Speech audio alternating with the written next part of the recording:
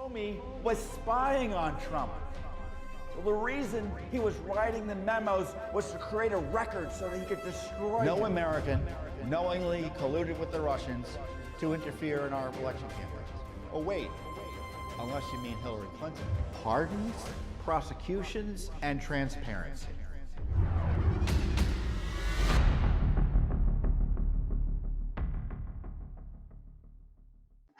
Hey everyone, Judicial Watch President Tom Fitton here with our weekly update here on social media. Thanks for joining us this week. Many pieces of news to talk about, including an enemies list confirmed at the Deep State Department, and new information about Joe Biden and an altercation he allegedly was in with a Secret Service agent. Plus, I'll provide an update on the latest in terms of the violent insurrection and the attack on our constitutional republic, which is ongoing. So I guess I will start off with that. You may recall last week I talked about my visit to the White House. My wife and I were over there watching the president's acceptance speech of the Republican Party nomination. I wasn't there for Judicial Watch. I was there in my personal capacity. But the Judicial Watch side of this is my witnessing the violent leftists surrounding the White House after the event was over. So you had guests of the President of the United States having to walk out into the street just outside the White House complex into mobs of violent leftists. Many of the President's guests were harassed. Famously, Rand Paul, the senator from Kentucky, was harassed. He could have been killed, but for the intervention of DC police that just happened to be there. But the rest of us were left to our own devices. And now, they stayed away from me, but they harassed Dan Bongino. So it's not like they're intimidated by anybody. They harassed him. Of course, they didn't lay a hand on Dan, but they followed him for nearly a mile, making terroristic threats against him and his wife. Police nowhere to be found. And on top of that, I was concerned that just the security generally was awful, not just the DC police, which has often been AWOL because of the politicians running DC. The Secret Service seemed to be overwhelmed in some respects, sending people out of the White House complex into this mob. And on top of that, it looked to me like the complex could have been overrun if the leftists had decided to run in there. And I don't mean literally overrun, but I didn't think the complex was even secure. And indeed, if there's political violence within 2 or 3 blocks of the White House, I don't think the complex is secure generally. So, the DC police, as I said last week, we can't trust the left-wing politicians running the DC police to be there in the event of this insurrectionist violence, because that's what it is. You may recall a few months ago when they were outside the White House trying to take over the White House, the president reportedly was moved into the bunker. That's how bad it got. So other than the president intervening by bringing in a National Guard and other federal authorities, who knows? They could have lost the city. I mean, you think our republic is safe? It is not safe if politicians are not going to confront and stop the communist insurrectionists that are trying to disrupt and overthrow our republic. And the violence is deadly. The violence is real. We had this Antifa, I don't know how it's pronounced, but they're communists, involved in a shooting out in Portland. Just got up and shot a man. And the U.S. Marshal Service led a group of officers to go and get the alleged shooter. And evidently, it's just happening now, or just happened a few hours ago. There was a firefight. I shouldn't say a few hours ago. It happened last night. And thankfully, there were no law enforcement personnel harmed. But this Antifa communist, violent, by the way, he has a violent record. He'd been arrested several times, but let out nevertheless. He was killed. So this is what I think we need to do. I think the president should be encouraged to invoke the Insurrection Act in Portland specifically, in Seattle. He should federalize the DC police. The Home Rule Act here in DC allows the DC police to be federalized in the case of an emergency by the president. And I think it's an emergency. Do you think it's an emergency? I think it's an emergency. And he should take whatever other steps necessary to secure the republic, under law, of course. I mean, I'm not asking for anything that the law doesn't allow. The Insurrection Act is a law. He can invoke the law. Federalizing the DC police, that is part of federal law governing the operations of the District of Columbia. And I'm concerned that the violence will seep into Election Day. What makes us think that the violent left won't pursue violence against voters on Election Day?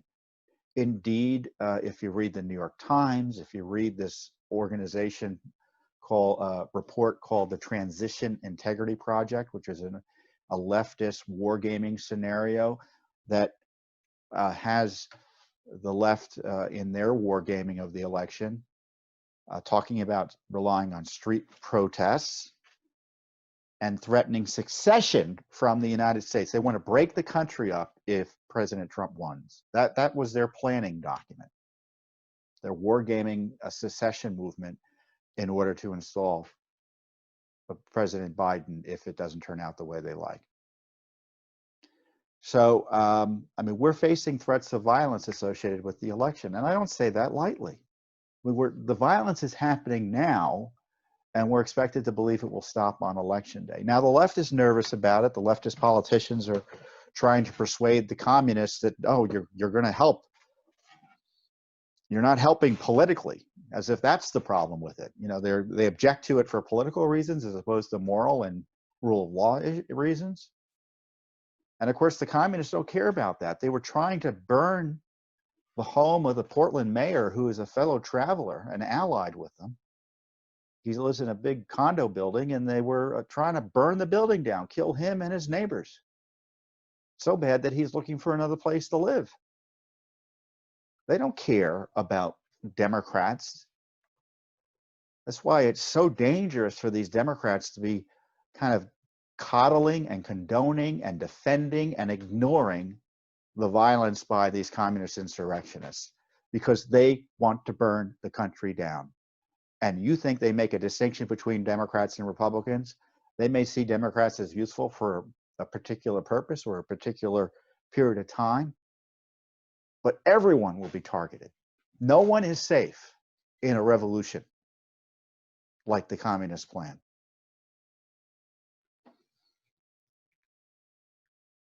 So I don't know what the politics of the president doing this would be.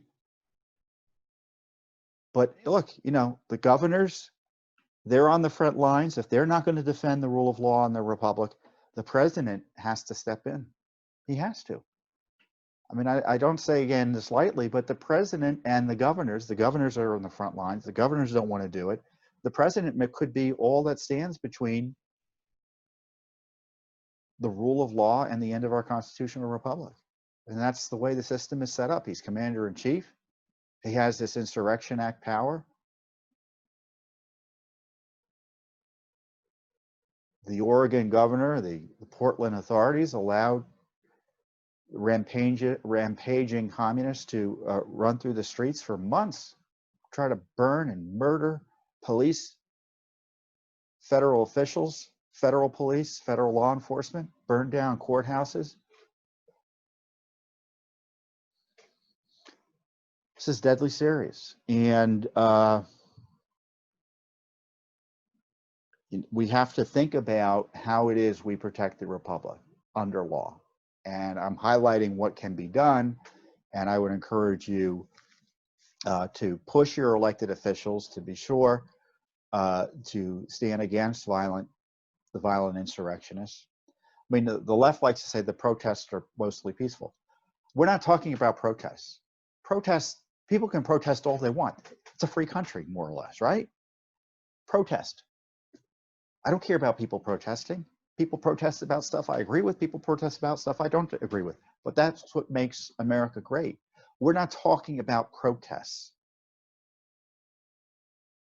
We're talking about armed insurrection. I don't mean, well, literally armed in the case of this Antifa alleged murderer, but when they're armed with other weapons that can kill and maim, they're using lasers to try to blind police. That's armed. That's someone who's armed. So don't be fooled by the mostly peaceful protests lie you're hearing from the media. These are not protests. This is an insurrection, and it needs to be ended. And what can we do about the election? Well, you know, the president, he's driving the left crazy by highlighting the fact that he said that people should, if they're going to vote by mail, they should show up and make sure the votes are counted at the polling place, and then vote if their votes haven't been counted. I don't know technically how that works in each state. I don't know if that can happen in every state. But he's highlighting the fact that voting by mail is such a grave risk to you if you want your vote counted. The percentage likelihood of your vote being not counted is significantly greater if you use an absentee ballot, a mail-in ballot, than if you vote in person. Everyone knows that. Your vote is more likely to be stolen, compromised, intercepted, not counted, or challenged if you vote by mail. So as I've been saying, don't vote by mail if you can avoid it. Vote in person. And if your state requires you to vote by mail, you know, drop it at a location that where you put it into. Well, at best, hand it to a human being. I wouldn't leave it in any of these ballot boxes. I don't trust that either. Sitting on the street, the equivalent of a mailbox. Do you think that's secure enough for your vote? Maybe you do. More power to you. I'm just giving you my point of view. But the mails in the primary elections, 500, these primary elections this year. And I'm getting this data from the Washington Post. So all you lefties who like to do your fake fact checking, go look it up. 534,000 ballots were thrown out that were mailed in. So in 2016, the number of mailed in ballots that were thrown out in the general election alone was only 319,000. So during the primaries, we've got even a bigger number, and then you can imagine what it's going to be like when there are 51 million ballots mailed out to people who haven't asked for them, 44 million ballots mailed out to ballot applications mailed out to people who haven't asked for them. The system will be awash in nearly 100 million ballot applications that no one asked for. That's a recipe for voter fraud. It's a recipe for chaos. And when you link that up with the planned violence, I mean, how do I know they planned violence? I read about it in the New York Times. They're planning for it.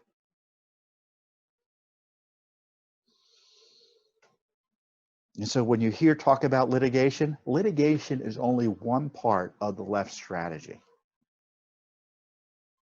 For them, your vote doesn't matter. They have a result, and they're going to get to it no matter what. You may have seen a report about some Bloomberg associated group talked about the red mirage. And the red mirage is that Trump wins on election day, and days later, after they, quote, count the mail-in ballots, he loses. When they're kind of telling us how an election could be changed through this unreliable mail-in ballot program. And so sure enough now, like in 2016 and like ever since then, any criticism of mail-in ballots, any criticism of anything the left wants to do this year is part of Russian propaganda. Oh yeah, didn't you know that? You're a Russian stooge if you question mail-in ballots. You're a Russian stooge if you raise questions about Joe Biden. I'm not saying vote for or against them. That's not what we do here at Judicial Watch. We're prohibited from doing it, actually. But I see the dishonest left misusing the powers of government and misleading people through the media to suggest that any questions about their politically favored candidates are the result of Russia disinformation. But the coup has not stopped, folks. The coup has not stopped. So what do you do about elections? Well, vote in person if you can. Encourage others to vote in person. Educate yourself about the rules of your state, about how you're able to vote in person. Make sure you're registered to vote. If you've moved recently, make sure your name is off the rolls in the place that you've moved from. Again, all of this is available online. It can tell you how to both make sure you're registered to vote and how to communicate with your prior state if you've moved recently, or even from if you've moved within a state. If you've moved across the state, you could be registered twice. It's not impossible. So you just make sure that your name isn't still floating around out there. And secondly, you can become a poll watcher by working for the candidate of your choice or with the political party of your choice or interest group of your choice. It depends on the law of your state. Your states all have individual laws related to how poll watchers can participate in the process. And then, of course, you can actually work as a poll worker, where you're hired by local election officials to help run the polls and count ballots and do the sorts of things that I'm talking about. And that is something you should think about doing as well if you're able. It helps secure the election for not only this election, but once you're credentialed like that, you get used to doing it, you can do it for other elections as well. We need good people to run the elections. And they don't ask about your politics. You know, you're expected that you'll operate in good faith. So poll workers, you know, it's something available to all Americans to work the polls. And of course, the left organizes their people to go work the polls, and it doesn't mean they're necessarily cheating, right? But certainly, if you're concerned about these issues, there's an opportunity for you to play a direct role in our election process by working the polls. So you can, right now, go to the EAC website, eac.gov, type in how to become a poll worker, all sorts of stuff will pop up. Or you just type it in generally on the internet, and you can find how to find out how to become a poll worker in your state. But you got to do it relatively soon. I don't know this for a fact, but I suspect they need to have the bodies in place sooner rather than later. So the sooner you get it done, the better. The other thing you should do in terms of voter fraud is find out from your local U.S. attorney, and there's a U.S. attorney usually kind of like for your area and at the federal level. Find out who that U.S. attorney is, call the office, find out who the person that they have tasked with, who is it they've designated to handle voter fraud concerns, so that if there are issues raised, that you can talk to that person, or you can tell others to talk to that person. Maybe there's a hotline. Is there a hotline for voter fraud? Find out what it is. And if one isn't there, ask why isn't there been one set up. The same goes for local district attorneys. What are they doing to monitor the polls? There are two things they need to do. And this is what law and order, this is what the rule of law should be. Make sure no one's vote is being interfered with, making sure the polls are secure, right? And secondly, making sure that there's no fraud. And if there's fraud, who is it you call to report concerns about it? So find that out from your local law enforcement authorities, your local district attorney and their local U.S. attorney. You're not reporting anything. You just want to find out who you need to talk to and who others can talk to if there are issues that arise around election day. So you're not blindly calling around saying, "Hey, I saw this go on," and you can't even make a you can't even tell anyone about it. Now, you know, look, by and large, if you're listening to me, things will probably be okay where you're voting, right? But I've warned you what the issues are with the mail-in ballots. I've warned you that there's going to be litigation. I've warned you that they're threatening demonstrations and violence. I've warned you that they're going to plan to go to Congress to try to overturn potentially the results of the election. I've warned you that on January 20th, if things are still stalled and there's been no president chosen under the Electoral College or certified by Congress, the President of the United States, the acting president, will be Speaker of the House at that time, Nancy Pelosi, maskless Nancy Pelosi. So these are all the things I'm not trying to worry you, but I'm highlighting the issues that I think are, in a regular election year, we probably never really worry about it, but I don't think this is a regular election year. And of course, who knows? Maybe on election day, Trump wins by a large margin or Biden wins by a large margin, and there's really no credible way that fraud could have been involved in the margins, more or less. But, that's a possibility on either side. My view is more likely it will be closer than that.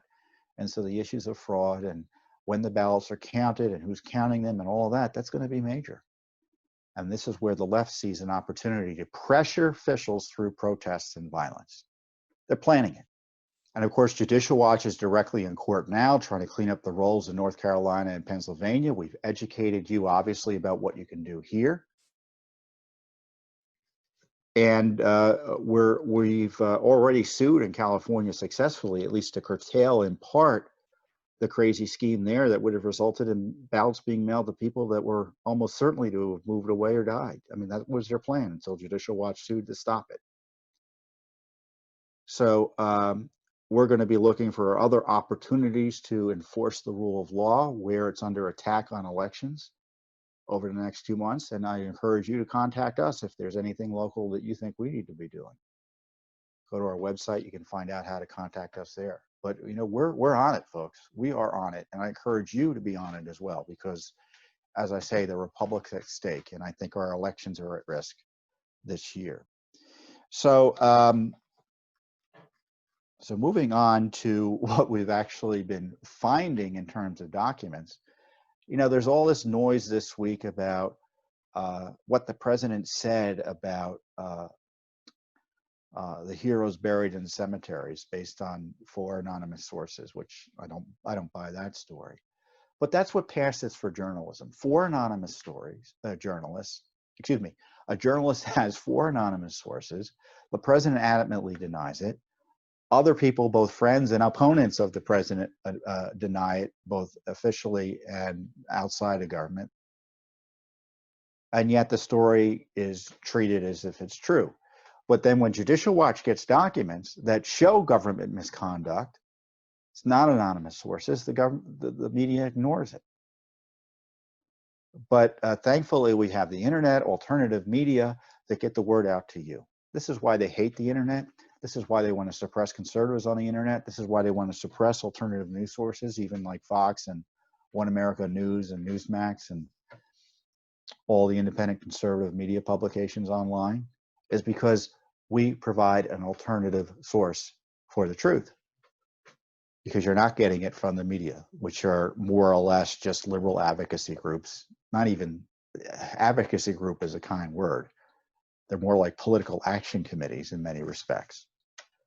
And so sure enough, Judicial Watch has gotten some astonishing documents that confirmed our initial journalism that there was an enemies list created out of the Ukraine embassy by Ambassador Marie Yovanovitch's team. She was then ambassador to Ukraine. Remember, she was originally appointed by Obama, kept on by President Trump, or reappointed, and Trump finally pulled her back. And it looked like in March of 2019, she had her team had compiled a list of American citizens, all of whom were associated with Trump world somehow, virtually all of whom, to target for illicit monitoring. So we had reported that. Yovanovitch didn't deny that it was taking place during her testimony in the impeachment coup attack on President Trump. She's an anti-Trumper. She eventually I think she's retired. So the documents we asked for documents about this scheme, and it confirmed everything we had reported. There was an enemies list. It was being used to target the Trump team, and it was likely illegal. And they were warned about it. This is a headline. Judicial Watch, State Department records show U.S. Embassy in Ukraine monitored Sean Hannity, Laura Ingraham, Donald Trump Jr., Rudy Giuliani, journalists, and other U.S. citizens in potential violation of federal law. So we got about 375 pages of documents. I wish I could print them out and show them to you, but I'm obviously not at the office. showing that the Ukrainian embassy under, again, then Ambassador Marie Yovanovitch, was monitoring the social media accounts, specifically Twitter, it looks like, of these innocent Americans. Now we wonder, what does the law have to do with that? Why can't they do that?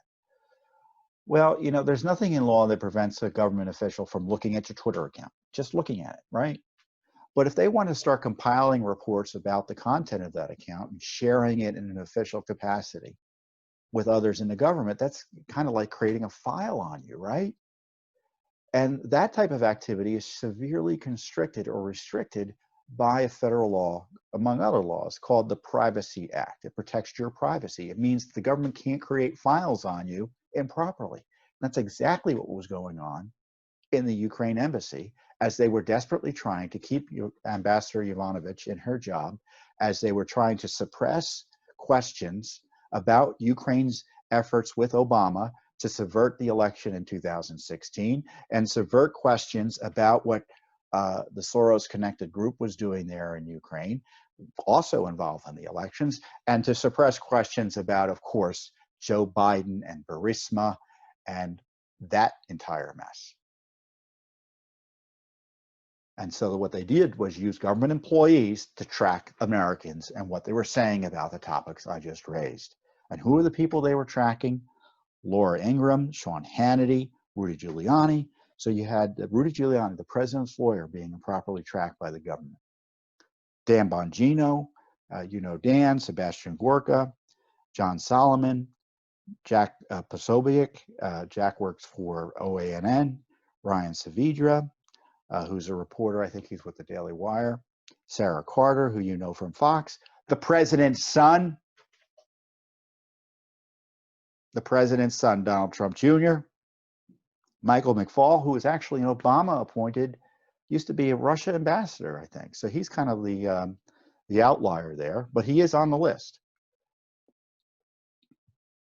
Lou Dobbs, you all know the great Lou Dobbs, and Pamela Geller, who's a conservative activist out of New York on international issues and anti-Semitism and battling radical Islam. The search terms that were monitored by State Department officials on the social media included Yovanovitch, Ukrainian ambassador, Ukrainian ambassador, Ukraine Soros. It's interesting how Soros's name keeps on popping up in these scandals. Clinton campaign, Clinton, and Biden Burisma. And the emails also show that Yovanovitch, was aware of this monitoring.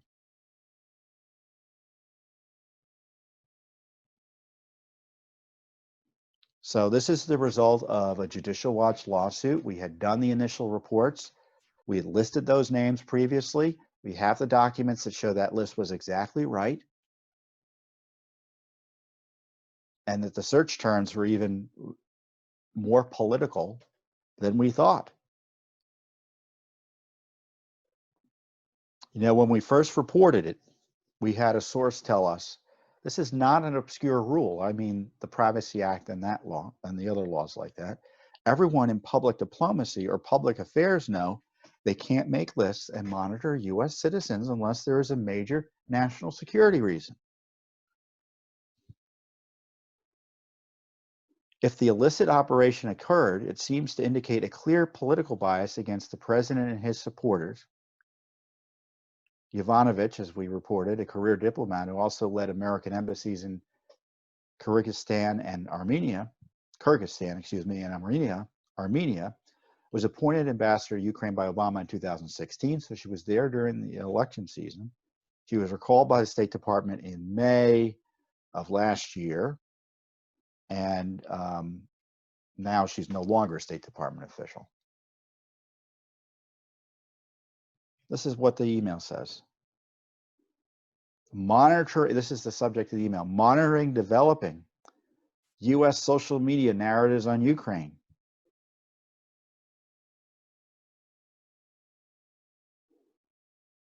Hi, thanks very much for your notes.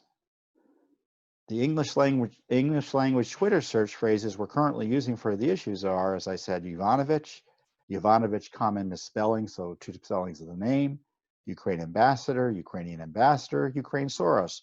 We're also monitoring the tweets of roughly 10 high-profile US-based social media users, verified accounts with large numbers and followers, who have already commented on this particular issue before, either on social media or on television. See if they had posted something new relevant to this issue that does not directly align with our search terms. So not only were they using the search terms to search, but they were carefully monitoring them directly. And so what they needed was help in the state. So the Ukrainian embassy is doing this, and they wanted the State Department in Washington, D.C. to provide support because they couldn't do it 24/7. So they thought the State Department in Washington, D.C. should do it. And the State Department said, hold on a second. Let me read you what he wrote in response. The official, whose name is redacted, going to chime in here. So regarding the influencers, there are some legal implications of making a list of Facebook influencers, of Twitter influencers, since they are technically private citizens, even though they're publicly on the internet.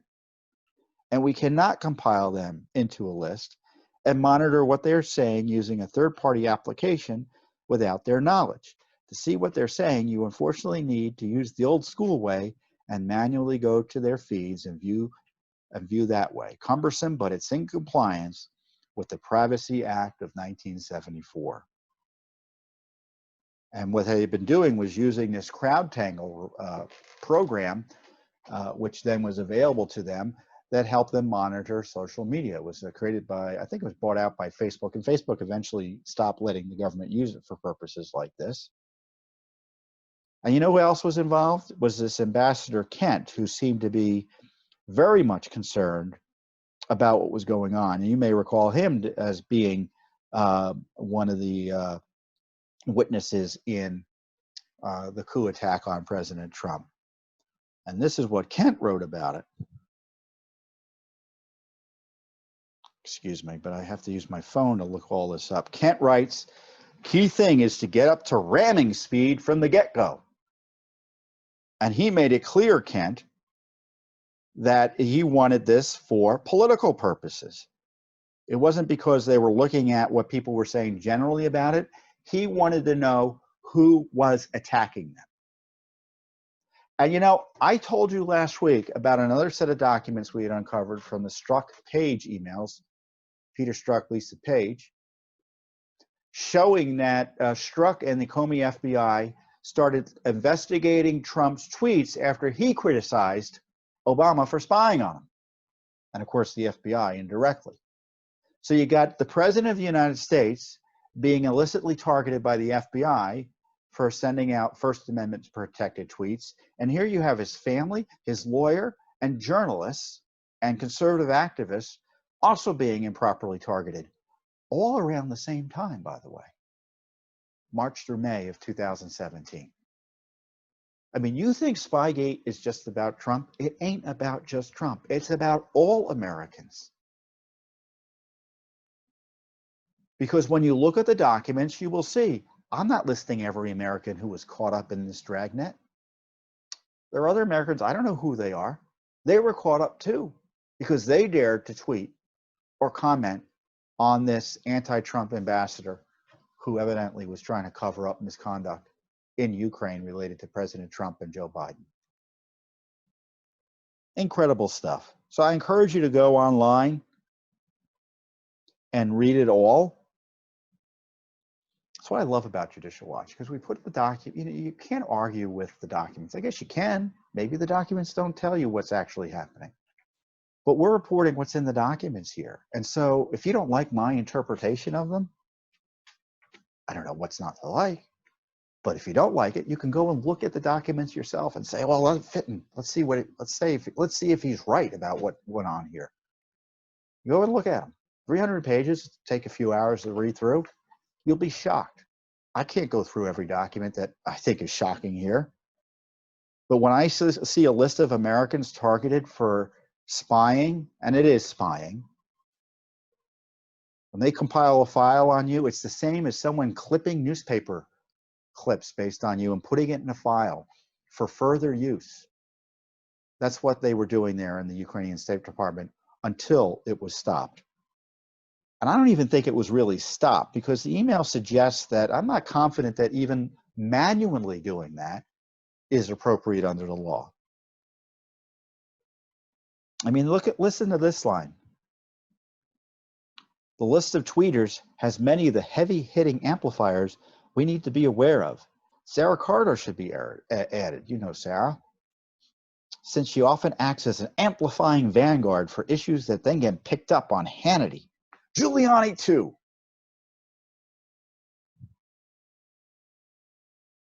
Unbelievable stuff. And what is the media doing with this? Nothing. Nothing. Is DOJ investigating this? I doubt it. Privacy Act, it's a crime to violate the Privacy Act. There's enough here to investigate not only the testimony of those involved. Again, I don't know if they testified truthfully or not. I haven't analyzed it closely, but I hope the Justice Department's analyzing it. And what about the violations of the Privacy Act? This is another example of Judicial Watch doing the heavy lifting, where the Justice Department refuses to do it. Congress refuses to do it. I guarantee you they had this information, but they haven't released it.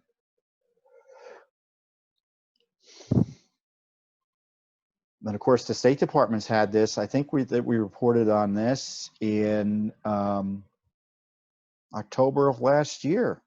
Maybe it was October of last year.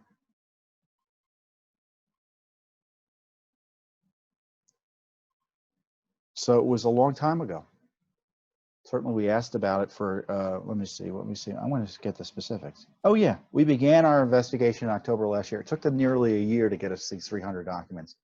And believe you me, they've had the documents since the beginning of the year at least, and they just sat on them. So I guess better late than never. So we are going to continue to pursue this issue. I don't know, maybe the people who were had their rights violated, maybe they can sue. We'll see if they're going to sue. Maybe they'll sue. So we're not done with Ambassador Yovanovitch, because she allegedly gave a do not prosecute list to the Ukrainians. And of course, the do not prosecute were people tied to the anti-Trump, pro-Biden efforts. And there's controversy about whether that happened or not. So we're suing for that. Of course, State Department's been stonewalling the release of that information as well. So this is what I think the president should do generally. He should declare a transparency emergency and order the agencies to release all records about all the Obama scandals that we're talking about. Everything. Don't wait for Durham. It's already too late for Durham. I told you that last week. It's already too late. I don't know what he's going to do. I mean, you can see the judges of the courts are going to continue to harass General Flynn. Just so you know, we haven't given up on the Clinton matter, even though the Justice Department's been fighting us on it, trying to shut it down. Adam Schiff, we haven't given up on Adam Schiff either. You may recall that there was an adverse court ruling where we were trying to get information about his secretly subpoenaing and then publishing the phone records of Americans. An absolute violation of the rule of law, in my view, and the civil rights of those Americans, including the president's lawyer, Rudy Giuliani. Journalist John Solomon was targeted here. Devin Nunes was targeted by Schiff. So we've filed an appeal there, or filed a notice of appeal. So we're going to keep on pushing. And the rule of law continues to be kind of throttled by these leftists in the courts. So I told you that Judge Sullivan, well, I didn't tell you this. So the full appellate panel, the en banc panel, gave Judge Sullivan another bite of the apple to continue his judicial harassment of General Flynn. I think the president should pardon General Flynn. Judge Sullivan's going to try to drag this out in a way as to make it impossible for Flynn to get out of it. He should just pardon him. And it's not about General Flynn. Of course, it is about General Flynn, but it's also about attacking the presidency by unlawfully removing, through criminal activity,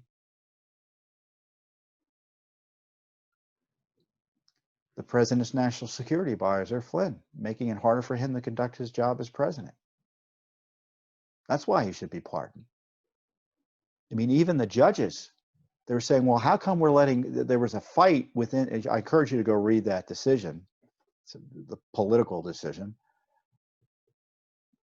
allowing Judge Sullivan to continue to harass General Flynn. You know what they were fighting about? Why is it we're letting Hillary Clinton off the hook, but keeping General Flynn on the hook? I mean, Hillary Clinton, you know, her misconduct and the desire to cover it up corrupted the Justice Department even further, corrupted the FBI, and you can see here in the courts, it's even disrupted the fair administration of justice. The politics surrounding keeping Hillary Clinton safe from full accountability results in all sorts of misconduct in all areas of government. And I think the way the courts have handled her discovery or our quest to question her has been terrible, and it undermines the fair administration of justice. And we're seeing that again with General Flynn. I mean, they tell us a week ahead of time, a few weeks before they rule, well, you know, Hillary Clinton gets this radical protection from having to be questioned under oath. And General Flynn is facing unprecedented harassment from a court, but he gets no protection. That doesn't tell you about the politics of judges and the partisan, corrupt nature of what is happening here too often. Because some of these judges sometimes rule the right way. I mean, sometimes they let the law run its course. In this case, though, I think it's all politics, and it's just awful to see.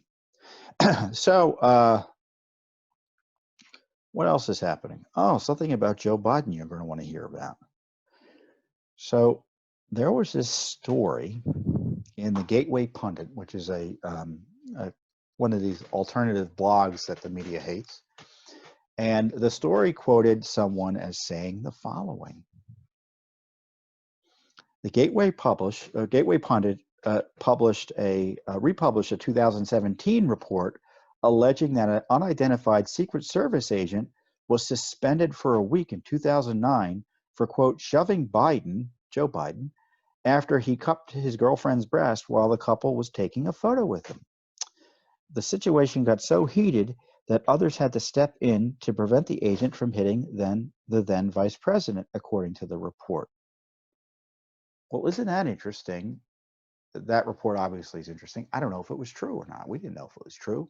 One of the ways we figure out if it's true is to use the law called the Freedom of Information Act to get documents about the incident. And presumably the Secret Service would have documents. So we asked quite specifically, we didn't give them any out here. We said we want all records related to a reported incident in 2009 in which a United States Secret Service agent reportedly was involved in an altercation with or attempted to strike then Vice President Joe Biden during a photo opportunity. The records sought shall include but not be limited to witness statements, the agent's statement, victim statement, alleged perpetrator statement, incident reports, investigative reports, communications among USS personnel regarding the incident, and disciplinary records related to the incident for the agent in question. And what was the response we got from the agency? The Secret Service appeared to confirm that something had happened. The Secret Service appeared to confirm specifically that a file on the alleged incident existed at some point, asserting there are no responsive records or documents pertaining to your requests in our files because the above-mentioned files have been destroyed due to retention standards. The Secret Service added that no additional information is available. It did not deny the incident had occurred. And of course, in our lawsuit, Judicial Watch, we just filed the lawsuit, plans to test the assertion that it destroyed all the records about the incident. So what's really odd about this case is we had no idea whether the story was true or not until the Secret Service itself suggested it destroyed records about the incident. And look, we didn't misread the document. they made it, and in fact, we appealed, saying, "What's going on here? You saying you destroyed records about this?" And they ignored it. So we filed the lawsuit. Now, I don't know if it's, I mean, they're suggesting something had happened because they seem to suggest that there are records on it. So we'll see what happens. But isn't this a curious case? You know, I've been doing this I've been at Judicial Watch for 22 years now. And this is pretty unusual that, you know, we see this report. Is it true or not? Who knows? So we do our Freedom of Information Act request, and then boom, the agency says, "Oh, yeah, we don't have any records because we destroyed records about the incident." Whoa! Well, that's a kind of a interesting way to confirm that the incident certainly took place. Now, what is the Secret Service going to do in response to our lawsuit? I don't know. Are they going to come back and say that they misspoke and that they really meant to say that there were no records because nothing happened? I don't know. But, you know, this fits a pattern with Joe Biden in the sense that you have these other allegations against him. So wouldn't it be surprising if some type of incident had taken place? We have this issue with Tara Reade. I don't know if she is accurate in her recollection of a sexual assault. And of course, we have a separate lawsuit against the University of Delaware over his secret Senate records. Judicial Watch and the Daily Caller News Foundation, we want Biden's secret Senate records. It's not even about the sexual harassment issue. It's, I guess, in part, there could be documents there about it. It's also, are we going to have the full record that is technically ought to be available to the American people as a man is running for the presidency?